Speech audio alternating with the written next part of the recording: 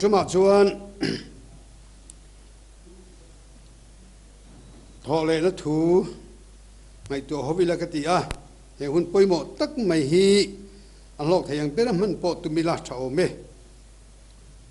จันจินชาลูกเจียกบุ้งสมนิปลีจางขัดใจง่ายหลายละจิตินจลลีจวนทุเปกังอินอันจลตาอ่ะนิสรินีมัสบิระเอรอจวนวาเทียนะเองโลรินตุยอันเสียมติจูกังอินฐานะจวนอันวกละตินฐานะตาลุงจูลุมสนินันหัวตินันลูตาลลิสวรวงจวนมุสีโล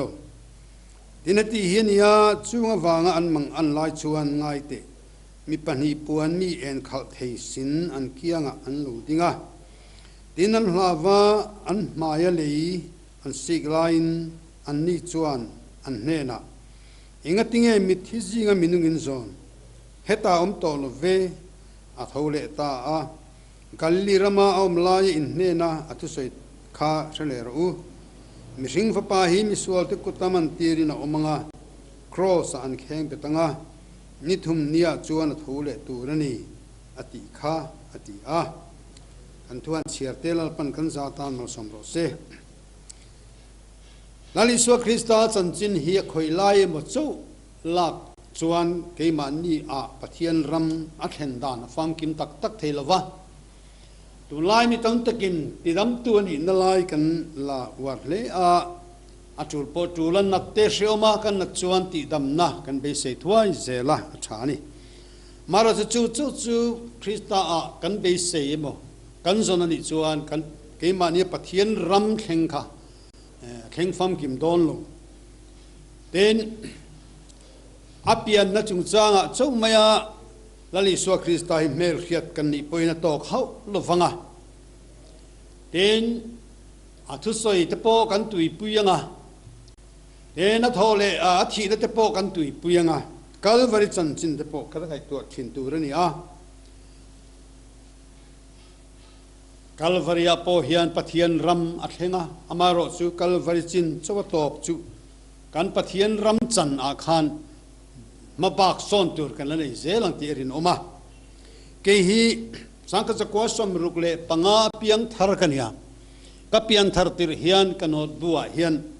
ทุเซียกกันยาเพกมัสบิระลัลไปปะเทียนจุดหินลุงซงอินอิทาราวซงอินอิริลรูซงอินจักรซงอินพังไอตัวนี่ตีกันเสียกะจิมินนัวยจวน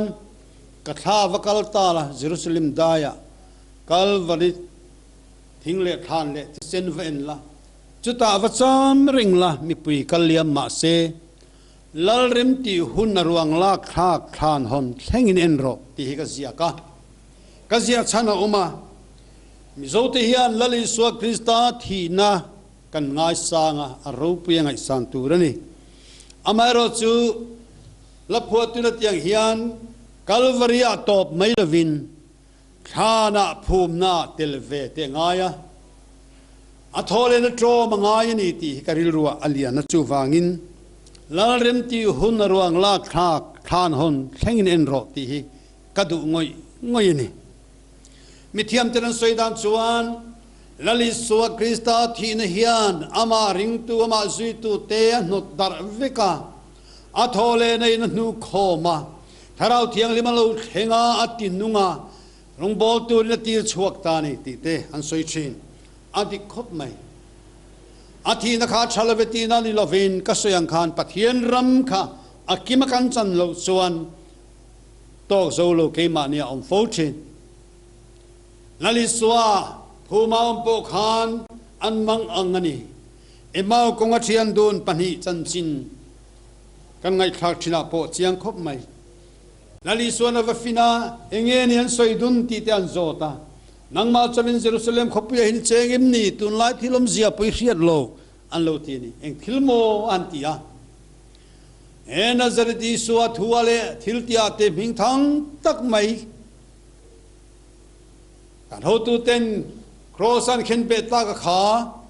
เกนินอิสราเอลตันตุตุรันี่กันไปสิเตลุลเนนอันตีนี่อันเบยดงโอนี่เกนินอิสราเอลเตตันตุตุรันี่กันไปสิเตลุลเนนมาเสถิตเสีย kan be dong ani hi tin soi zom ta sela ain me ngotang chu chuan awm zia chu lali suwa thi na in mi te nu tara a thole na nu khom ti om zia chu pathian ram yakim kan chan lo chuan tok zo lo ni lali suwa krista po hi Hetah pian atanga rong bol na tin reng le a thi na de phu ma om te a thole na thengi kan ngai tu angain ka sia chuti lai mizoram christian ten lali suwa chan chin ai tu pui dang kan nga ta lu tuk te rilu chu na deu thin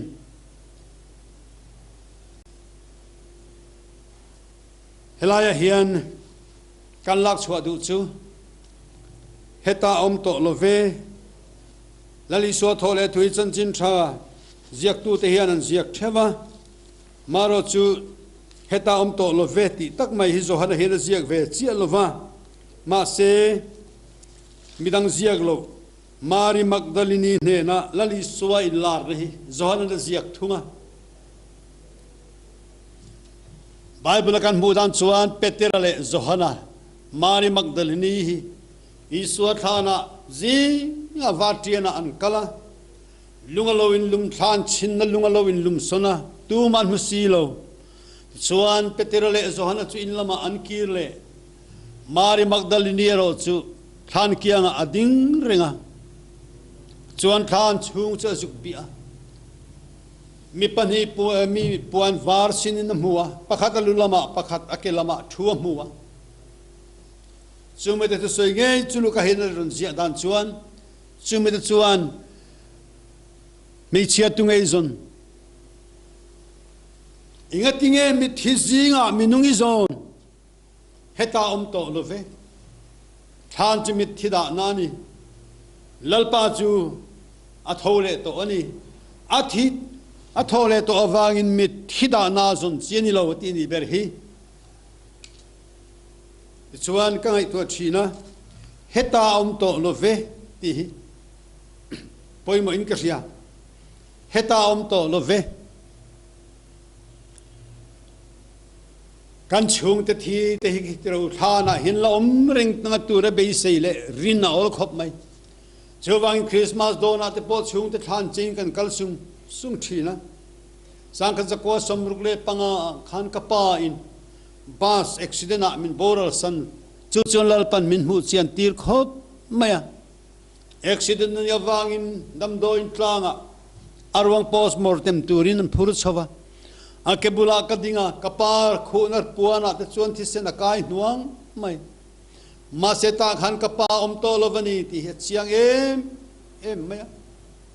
kapa churo pui takina matan tu lali swa krista mel turin roi chawina omin kasia maro chimi khinglam danin kapa ruangania moi taka William thoturani ti chuka chiangani chuwangin kapa boral tu hian kapa than lama hian ka buai to lova Hetah hian kapa om lovani ti ka chianga hei voina hian lusun fa te sun pasal sun nupui sun unau te sun zong po ka cha du cheu chu than chu mi thida da na ni ya minung chu ta chuan an da ngai lo polero chen ti hian soi kolsa bung thum cha so chang kha chang khan chuti chuan Krista ne na kai thoi nom ve to chuan chunglam Pathian thut pa ding lama thu Krista om na thilam te ding thang zong ro chunglama thilama te chuan in ril ru ngat ka ro le thilama te chuan ngat lovin in thitoa inunu chu Pathiana chuan Krista ne na tho ru kina omati lali swaring tu to choma lali suange tu po mering chu thima sela nung rengang nunga piang in mering chu kum khoan an thilo wangati ya chuwangin lali swa Krista thina kan troma phuma na phum telin kan oma athole na po kan troma wangin thana hian kan om to tur anilo ti dekhari ro om sela voina yanin pui pasal ifa unau inule ipa isun kha Hetah om to lo engange mit hizinga minung mule thinen tum tia van tir ko tenan soyang hian ke ni point mit nung te da nanilo mit thida da na hian kan chung te pu be sei la vila kan thung te kalta zong zong te nun na thuru na le ke ma ni nun na ngei po thuru na Krista a hian chung kwa in pol hlim thei alo ni zok ti te po he chiang le ina thao me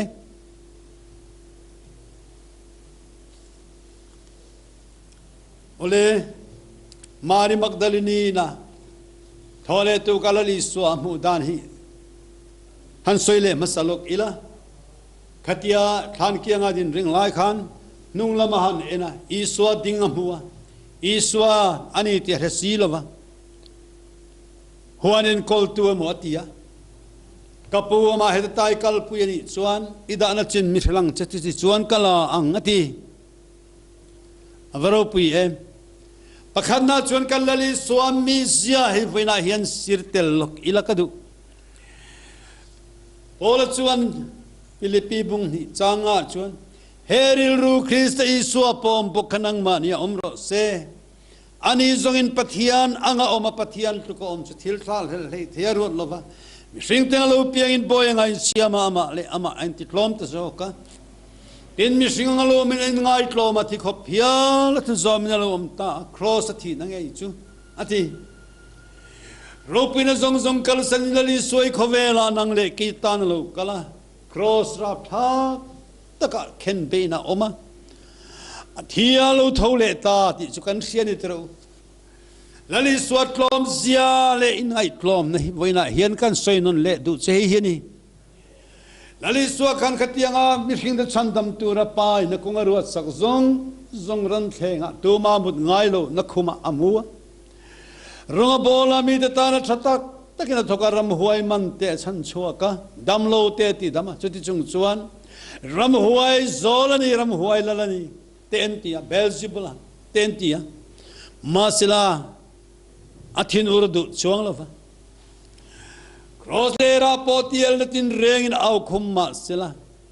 ama diriam tu te chunga athina ur chuang lova tlom takin beram amul me tu ma angoi renga omang mena ka ang lova batlom em tero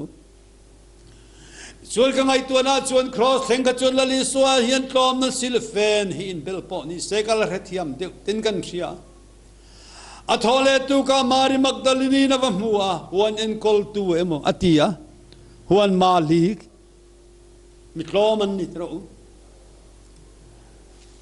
makati ebchin kachiar non le chin Mari Magdalene chuan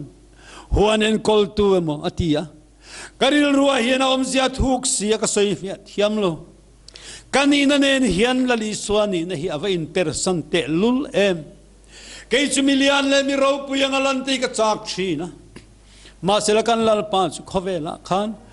avan ro puina lipin lo kala tlom na silfen aron in bela o khovela omlai chuan chu ani dan tura po lo da ta ila thina ne a thole tu ga te ka chuan ro pui takaron lan ve to oma hin ka ngai thin nima sela huanen kol tu amoti tu rinal lang ta fo mai voina yen ko rena rong bol tu ro pui te u ngai to non leng o mi za le mi chi ni te kan tu mem chulam chukan u mem le lali swa ju thina ne thole po khan huanen kol tu emoti the in lo mani governor emoti lo chief minister emoniang a ati lo officer lian aniang contractor house aniang po atilo huanen kol tu emo ati torilin ka wak suak ve thina tun madimin ho saklam te kan fanga ka thian thoi te chuan in che nei ka war lutuk lominan thia nektai te ka ken lo mai te an lo hlau thina min lo ken kep thi ti na kalai chon thu kan an soya thiam na nei ve reng lo hian mi sab trong soi te kan lo chin chia ve the anga kan lo chin chia kan lam ri ve phau graduate an yanga kan speaker hi chu ten lo tia kalo ma ka khive vur china masena he thu hian mi ron deng mai chu ka zak ngot mai kanina ayalian le ro pi min ngai te khan kalo lom ve mai lali swali le van le ro chu e an hai dan he phamak em huan en kol tu em tia alang klom khop mai avanel om don em Mari Magdalene ko chunga ram huai pasari lo om to po khan ngam taka biak thei nan huanen kol tu moti rung bol tu te u kan beram ten ngam takin nel takin min be theim kan lan ro pui tuk chuan mi ten min bengam lovanga an mo kan nenan soingam lovang ti balom em in chiang o Hethu ina biden lai hian karil ruwa omreng mai chu ni so de po yan kan ngai tu chian ngai ta emle kan sumle pa ta chona tlin te po ani ange mara chu india ram te kanan khira india ram state zong state tho chua nei tember state kan nia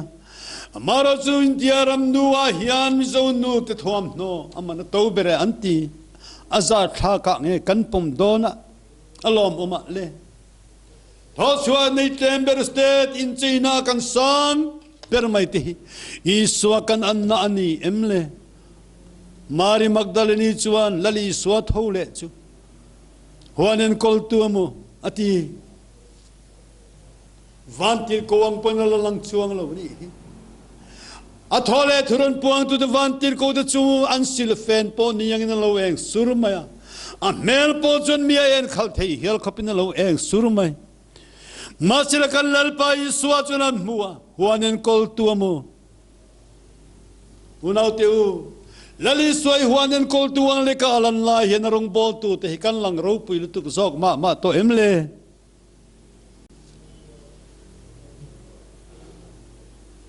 amak em chin ani ta chuneng en yesoile kapua ma Hetah kalpui ni chuani da na chin mi cheti chuan kala ang Mari Magdalene hian lali suwa mangai te lulem ngai tu te athi nan ni thum ani to atuk thum tu kani mi sing dan pa ngai po in lali suwa kha athina tuk thum tu ka lo ni ta awi puamuk to ngarim te po che to ang mi thi kan mu fawalom tiru tuk thum tu ka chuan an bula thut anuam to ngai lo kan ngai bertele kan thal berte po hi anti na changa tuk thum tu ka chonan bula chuta hau tak to khop mai chuti huna chun lali su a hian Mari Magdalene tan be sei tur avang to don em athi na ni thum ni to achang perti pun huna te ka chuan mangai tu po an lo tamani mai thei athi na tuk thum tu ka hi chuan mangai tu tur an batlem em Mari Magdalene ko chunga ta ram huai pasari lali son ho so sak chuan iswa mangai em lali swa ruang chuing tiat pon lo puam lian toy nengang pon lo rim sa to ma sela lak alain huamani Mari Magdalene mangai na hi ngarong bol tu te mangai na nen tian han khai khin ila ke chan chin chapuanga aw ve ne na ka mangai na ne kan khini kan khai khin hian Mari Magdalene mai nei ka phalo te lulem ti ka ngai tu thina ka tlom roi mai ka puwa ma Hetah kalpui ni chuani da na chin mi hlang se tu ti chuan kala ang ati varo pui etero unaw te u lali so chu kan zu na wain van kho pui po thal le thei lovin khovela alo kala van ro pui na zong nei tu ka sing fa de tel lovin ka tlelo lali so na tia avan ro pui na lipa ran thenga mua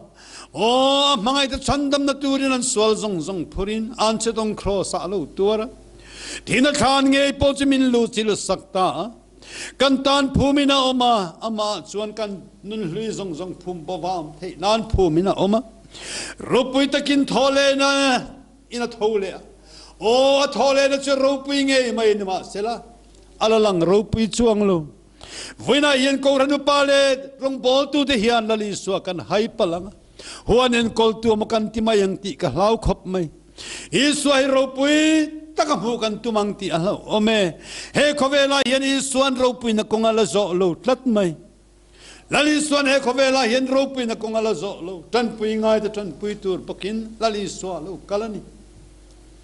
lali so lo thole ani pen lui chuan thole nun for top chu cross alum lut tu rani ati kin karing tlom na huna bok hian ani midang ta na tuar na huna bok hen ani thole na trom nun po he lo luan lu ni Krista thole na trom nun hi sangkan sa kwa som sari vela khan kan tui puya sang song in kan in kho chawa thole nun kan nia kan midang te ngai nep na le midang de da nuai na zong in kan lo kal de ur chi nima sil thole nun dik tak chukan an mu chiang ta huanen kol tuwa mo ati a ka soi fiat thiam lo ngai to ve mai ro huanen kol tu hi ro pui ta ken lang hau lovang chuwang in unau te u lali suanen hi kan leng dun donani chuan governor ang kan lana ma rim chang lovanga chief minister moti turanga lan ro pui nanen ai mil lovanga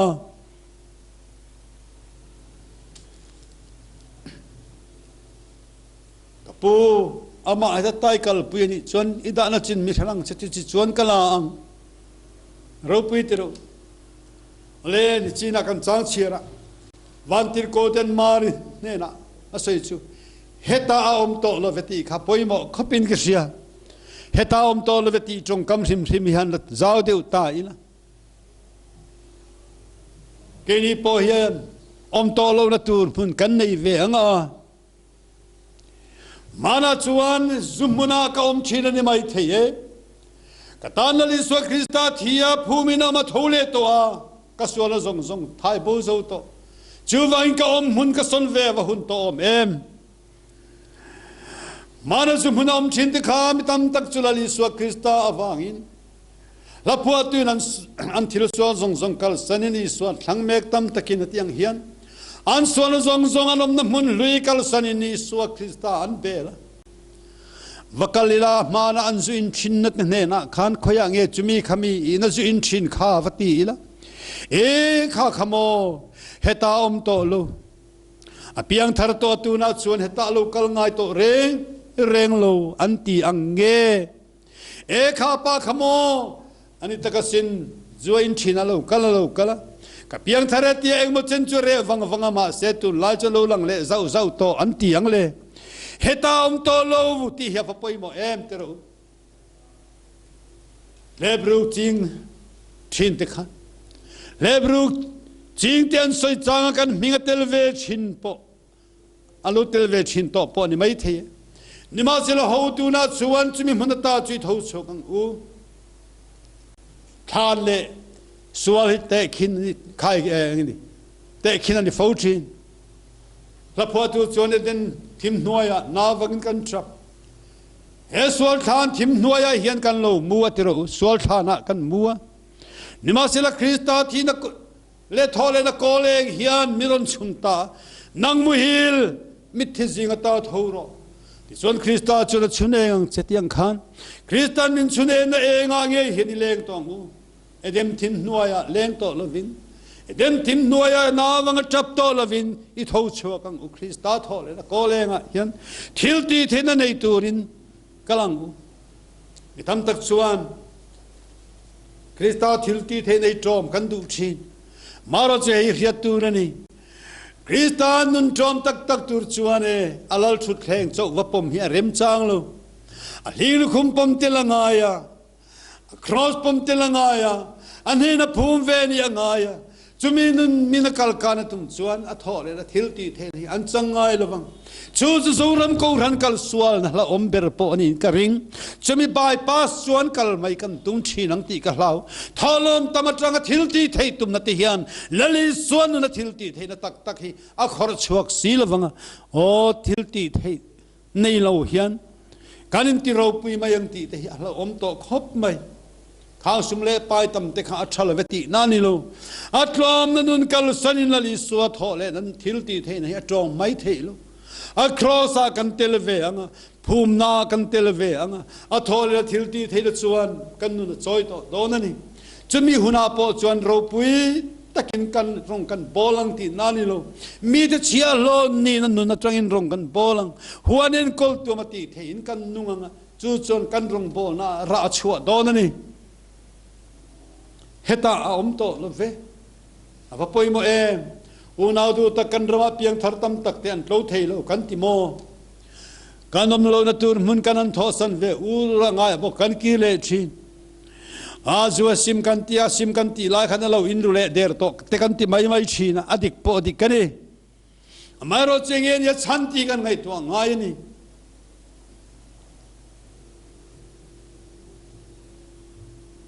Hetah to love Nali swa Kristane na leng dun tak tur chuan thole na thilti thei na kan tro mangaya a thole nu ngei pohi kantan kan bi chian angai tlom na nun pokani malaron sin chua fole mira theile min hoi nung te ne na pokani heron chet ni o chu chawani lo nali swana du ber jo thole poin a thole na thupuang turin ani ala tir chua zel ni Hildang puang turin na nilo. Zirti tinena vakal teti Magdalene mari po hiyan. Lali suat hole ni tir hilatsa ka zirti tinena.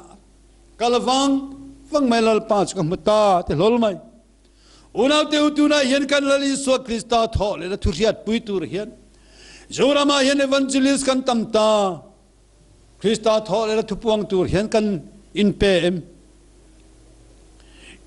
Haraw rama kan insan siyak wag lai hiyan. Krista thole na turiyat puitu tan kan in PM.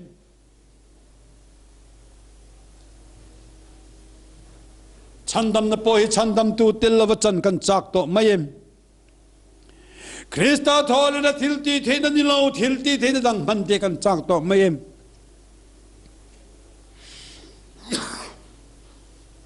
Wila hiling ay tuat sigang u.